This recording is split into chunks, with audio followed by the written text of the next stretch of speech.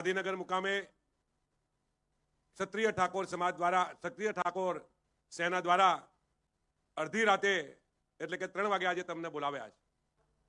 સરકાર તરફથી પણ એમને જમીન ફાળવવામાં આવી છે।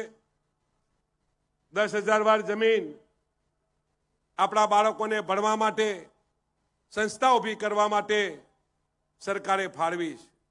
ત્યારે સાથે સાથે એ વાત પણ કરવી છે કે 30 કરોડ રૂપિયા આપણે ભરવાના છે। આપણે બધાએ તૈયાર થવું પડશે।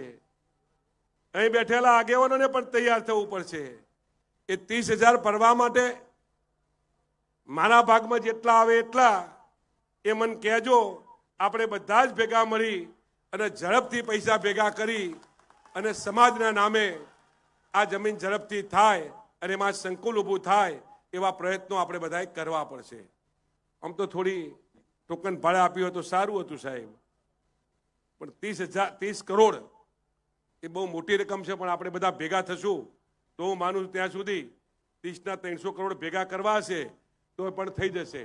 તમામે તમામ આગેવાનોએ ભેગા થઈને ચિંતા કરી કે આપણે જો જુદા રહેશું તો સમાજ જુદો થઈ જશે, સમાજ વેરી જશે।